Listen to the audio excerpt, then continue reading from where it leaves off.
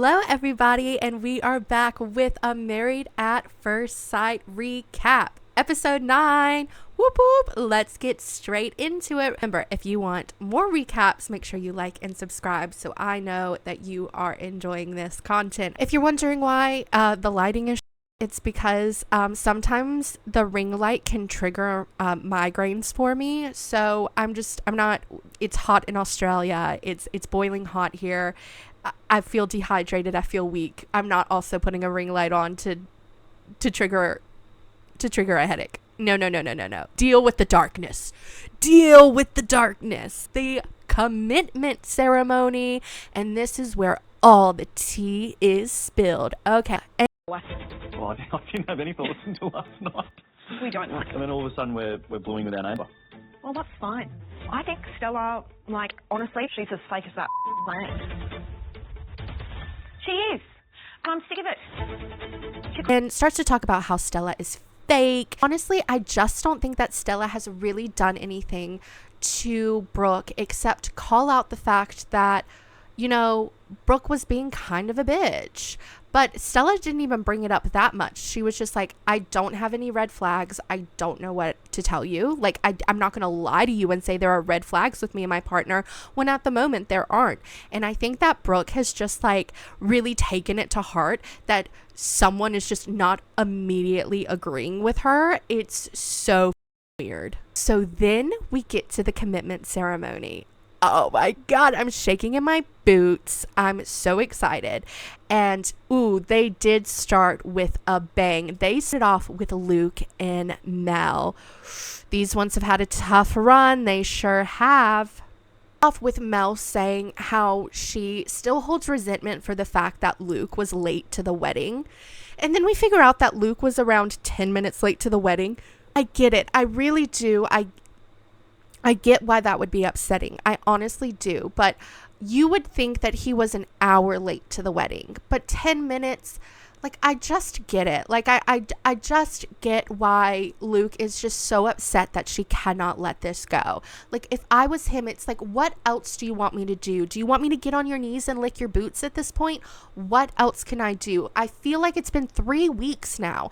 I think that Luke has paid the price. You know what I mean? And the experts call out Mel for her nasty behavior and the fact that this is not a fairy tale. This is literally a social experiment. You need a wake-up call. Maths isn't about fairy tales.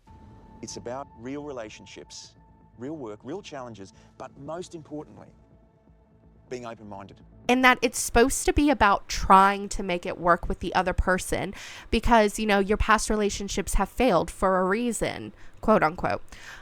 So they're just really disappointed that she would go in and tell the other girls that she doesn't like Luke. She doesn't feel a spark. He doesn't have blonde hair and blue eyes, that she would prefer someone who looks like Grayson. She literally has not tried at all. And they really call her out for it. And I'm really happy about it. I really, really am. I'm oh, thank fuck. We've actually seen the behavior because sometimes they'll see the behavior and not call it out, or I just think that sometimes they just don't see it possibly. But oh my God, it felt it felt good. It felt like a breeze on my face. It felt so good to just watch it unfold and for her to be called out. Then talks about how his confidence is just shattered and how he just doesn't know where to go from here, that everything is just so broken and it was never really repaired in the first place. They just started off with such a bad situation. I'd say it definitely knocked my confidence a lot, and it definitely made me think, what am I doing wrong? And he's I just don't know where to go from here. I really don't. And then the experts really just said it's all about giving each other another chance and just really kind of putting it behind and just moving forward with what you can. And yeah, I mean, what else are the experts supposed to say to that? Because really, Mel is I'm sorry I was such a bitch. And all Luke can do is decide to either move forward and, you know, try again or just leave. And if I was him, I would just leave, because I don't think there's any way to ever actually forgive this. You know what I mean? This is like started off on such a bad foot that I feel like it's everlasting. The memory is everlasting. Your first memory of that person is that everlasting moment. So I don't really know if it's going to work. Choosing to stay, Luke surprisingly said, I wanted to get the opinions of the experts first and ask them how to move forward first before I gave up on anything. So he chooses to stay. And not surprisingly, Mel chose to leave. I don't want to leave it on that note. I think that's great. Yep. Oh my God. About you, Mel? I decided to write leave. And you can tell that Mel chose to leave because she thought Luke would say he was going to leave, right? Like, that's the impression that I got, which shows how pathetic she really is, because Luke has tried so much with her and it's like she's still just rejecting him at every turn. And I think that she's kind of a loser. I think she's a loser because if she's not constantly getting what she wants, when she wants, and the exact reaction she wants, she will just quit. And I think that that makes her a bit of a loser and a baby. But if you don't know how this show works, if one person chooses to stay and the other chooses to leave, you still have to stay another week with that person. Both have to choose to leave to be able to leave. So that means Luke is stuck another week. Gia and Scott. So Gia and Scott, they're loving each other. There's literally not much to say. Like, you think they were about to hump each other on the couch. Like, even the experts were like feeling uncomfortable. They felt the spark. They felt the chemistry. It was there. The pheromones were in the air with each other. They adore each other. Gia's a bitch, but they do seem to be like hitting it off really, really, really well. So good for them. I'm just a little bit afraid it's just the sexual chemistry, but they both say that they have great communication and great banter. So who am I to say otherwise? Gia and Scott, amazing. So Beck and Danny. So obviously Beck is still harboring resentment from Fiji when Danny said that he did not want to sleep with her anymore. And she brings that up in the commitment ceremony. And I can't blame Beck for that. That obviously seems to be their biggest issue. But I actually think their biggest issue is that they communicate and act like mates. They basically are mates, really, like, not trying to be a bitch. It is what it is. You cannot help that. It really just proves that we're all just human at the end, and we cannot help who we love, and we cannot help who we see as just friends. But she said that she felt like the dismissal of the sexual relationship in Fiji felt like resentment, and I can't blame her for that. Of course it would. Just find it uncomfortable that they are now having sex again. And Danny didn't say it's because he realized how beautiful she was. He realized how amazing she was. He said it was because he needed to try harder. And I feel like pushing someone to do that is just really, really weird. I don't think that Beck has pushed him to do it, but I think that he has pushed himself to do it. And I just don't think that that type of intimacy should be like forced in any type of way. It's bizarre. I don't really like that. I think that those things should really come naturally. That was intense. And Beck had a cry, and it made me feel like shit because I'd sort of made her cry, do you know what I mean? But I'd done some reflection and I was like, it lit a fire in my belly, to be honest with you. But it's getting so much better. Like, So much better. Experts then called Danny out on the fact that they feel like Beck is super honest in this whole experiment, but they feel like Danny seems really closed off. And once they kind of explained it that way, I was like, you know what? I actually kind of agree with them. I don't know much about Danny. Danny doesn't really have much to ever to say. I kind of do agree with them. And then I was like, oh, they pointed out something that I didn't notice, because I usually find that the experts don't point out enough for my taste. But they were, once I like thought about it, I was like, you know what? They're kind of right. Maybe, Danny, it's your turn to open up a little bit more this week and to show her some of your soft underbelly. So I'm glad that they pushed Danny to be more open and to just be more honest and like just say where he's at and everything more often. But they both chose to stay, obviously. But I don't think this relationship's going to work out. Even though they get along great, you can tell that that chemistry is just not there, you know? So it's Steve and Rebecca. And do you remember how Steve like just only would talk about the red flags with Rebecca, and they weren't even red flags, they were just things that annoyed Steve? Like Rebecca liked to talk, and Rebecca liked to make jokes, and Rebecca just liked to be a human being. He got up on there in front of the experts and said that everything was good. Everything was good. Everything was fine. They were having a ball, essentially. And you could see all the guys' faces, and they were like, it's like I had known Rebecca for a very long time. Yeah. We're very solid and comfortable. This is bad. it was so funny. You'd think they'd be able to smell someone's asshole, the faces they were making. They were making such stank faces. It was so funny to me. And then the experts had to call it out. They were like, really? Really? Like, it had to be pulled out of Steve. And the whole time you could see, like, Rebecca was, like, just quiet. She was just quiet. She didn't know what to say. And I totally know what was about to happen. What was about to happen is she was actually about to speak on Steve and his behavior. And I think his behavior would have been worse than Rebecca's, because all of Rebecca's behaviors just seem like who she is. She wants to have a laugh. She wants to have a good time. She wants to have a kiki. Like, I want to hang out with Rebecca. Like, Rebecca gives me, like, we would, you know, have a nice little wine and talk about our Sarah J. Maas book together. You know what I mean? Like, we would have a good kiki, right? Well, they ask how Rebecca is feeling, and Steve tries to talk for her. And that's how I knew that I didn't love Silver Fox Steve anymore. To this, Rebecca, because I know how big of a deal it is for you. Yeah. With your history and the time that you have spent by yourself, not being in a relationship. The foundation of, you've got to build friendship very quickly in this experience, Yes. and I think we built that very quickly. I would love to hear from Rebecca. I didn't. Why are you trying to talk for her? Because you obviously know that you're a dick. You obviously are so aware that you're a dick. And I know that this is why he is single. This is why he is single. Abso-fucking-lutely. So, and I was really happy when the experts were like, oh, sorry, we were talking to Rebecca, bitch. Shut up. Shut your trap. And you could tell he just didn't want to be called out on his bullshit. And he was. And Rebecca was really nice about it. Rebecca just said, there is no intimacy. There is nothing. I get nothing from him. And I believe it. I totally believe it. And then Steve would talk about, like, it's because he's more conservative. But you know what? In the beginning episodes in his interview, Steve never talked about being conservative. Every single thing that he asked for was what Rebecca was.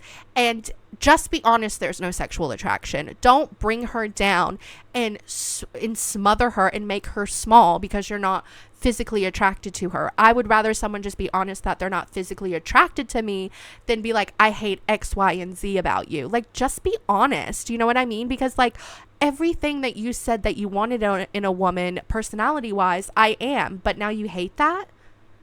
You know, whatever. Fuck off. Rebecca is awesome. Rebecca deserves love and happiness all day, every day. She's so cool. Both choose to stay and work on things, and I don't want Rebecca to stay because I think that, like, he's not even insulting things that, like, he's not even, like, everything that he doesn't like about Rebecca is nothing that she's doing wrong. Like, she's doing nothing wrong. She's just being herself, which is beautiful and charming and caring and loud and warm. And he's just bringing that down. And I think that she deserves way better. So it goes to Chris and Brooke. And, ooh, you can tell that the experts are a little bit not happy with Chris. Because Chris talks so much shit about the experts, and then Chris ended up being totes into Brooke. So Chris admits that he was wrong and he was really sorry for his negativity coming into this experiment. And the experts were so funny, and they went, if that's supposed to be an apology, I guess we'll take it. You know what I mean? Like, period. So I was very pessimistic, yes. But I've been proven wrong. I'm sorry? I have been proven wrong. Interesting. Yeah, we'll take an apology. Period. I am so happy that the experts were right in this one. They needed a win. They got a win. I'm happy because like Chris is like so for Brooke. You could tell he's so into Brooke. I don't think Brooke's into him, but you can tell he's into Brooke. And I love a douchebag male being proved wrong. I love anyone who's being a dick being proved wrong, not just males. Admits that they were actually getting along really, really well until she watched Chris's audition tape and saw all those disgusting things that he said about not liking fake tan, about not liking clinging women, and about not liking fat people. So basically, Chris is like, you know what? I know that was wrong of me, but I grew up on the footy field and that's just how we joke. And I just feel like I have some toxic behaviors because of that. And it's like, oh my God, come off of it.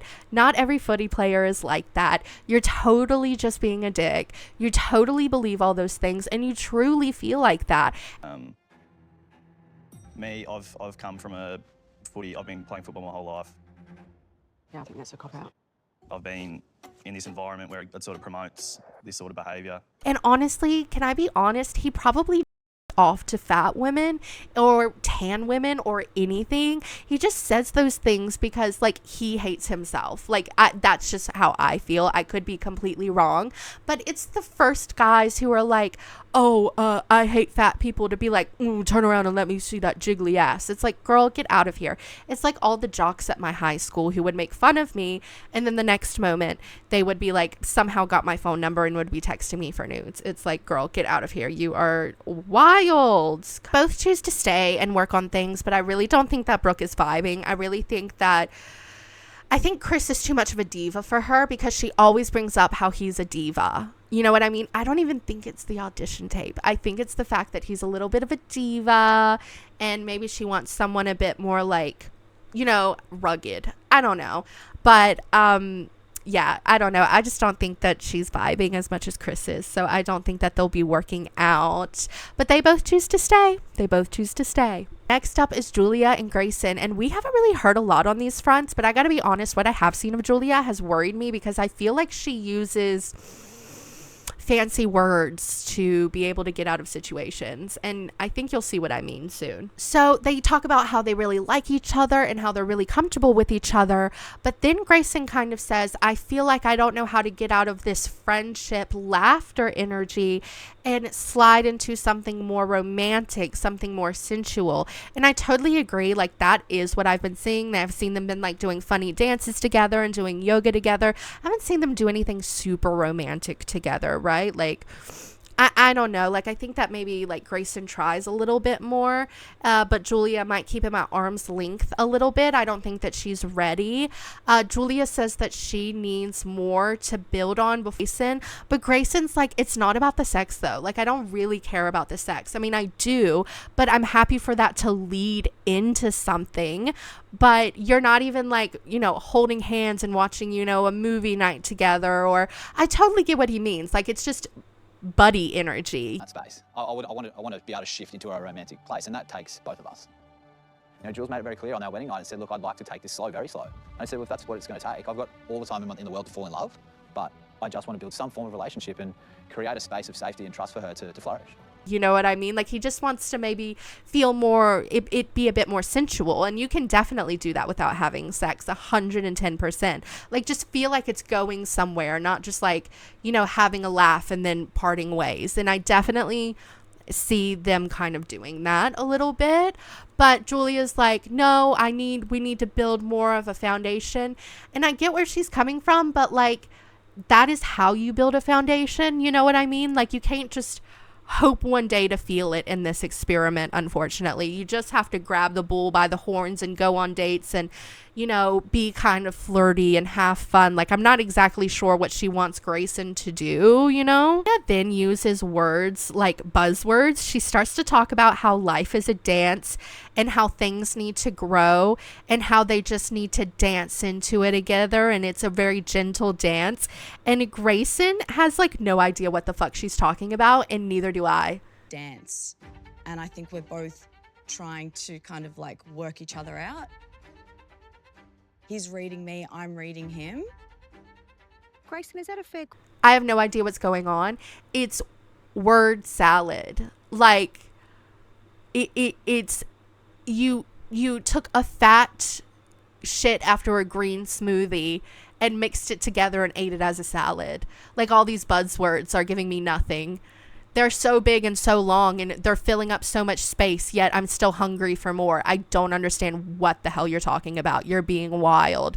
Like, just say you'll try. Just say you'll try to be a bit more flirty and a bit more fun. Like, goddamn, like these people this season, they just really love their buzzwords. Okay, so this is when things get spicy. So Philip and Stella take the stage and they just talk about how they like each other so much, why they like each other. And Philip talks about how he massages her and gives her back rubs, and that it's not just about the sex, but how they make each other feel good. And I was like, oh my God, Philip. Like, I remember being like wary of him at first, but I think I want to fill up.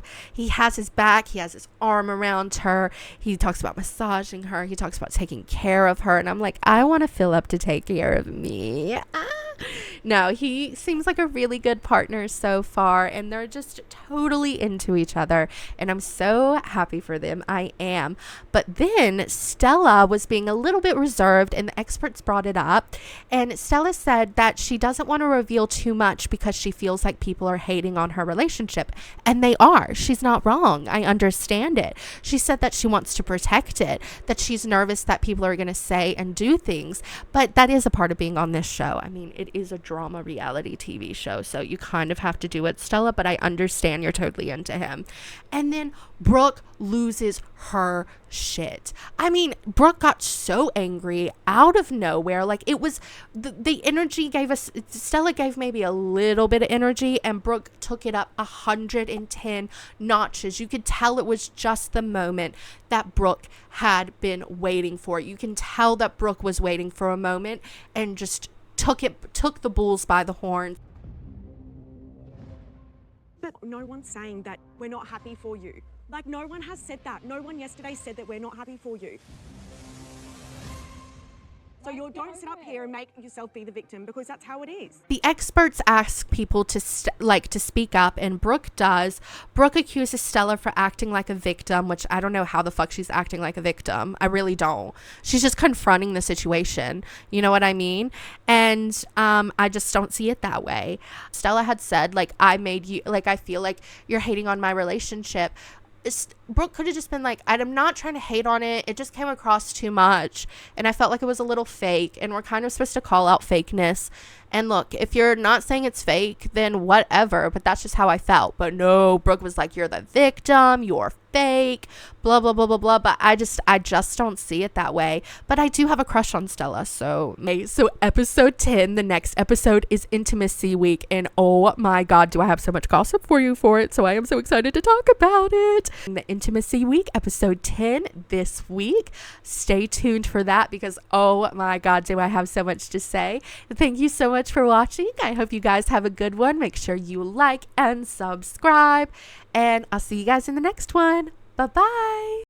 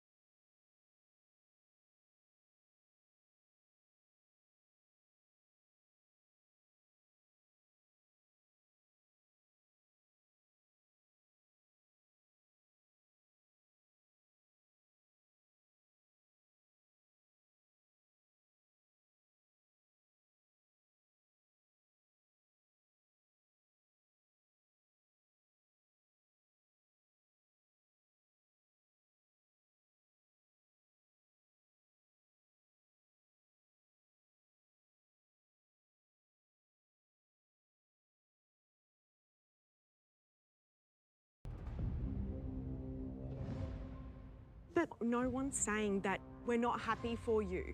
Like, no one has said that. No one yesterday said that we're not happy for you. So you don't sit up here and make yourself be the victim, because that's how it is. Oh, I don't know if she's being the victim. I think that she's just trying to express that for you. there can be a bit of mean girl energy sometimes, and maybe she's just... vice versa, mate. Literally same though. So you don't sit up here and make yourself be the victim, because that's how it is.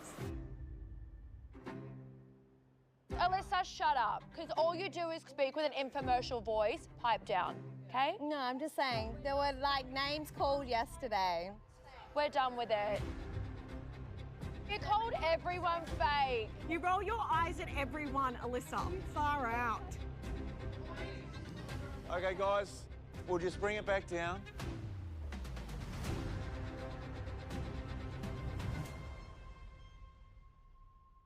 You know, the good thing, though, Stella, by bringing this up, immediately I watch for Philip's reaction, and his reaction is, he's got your back.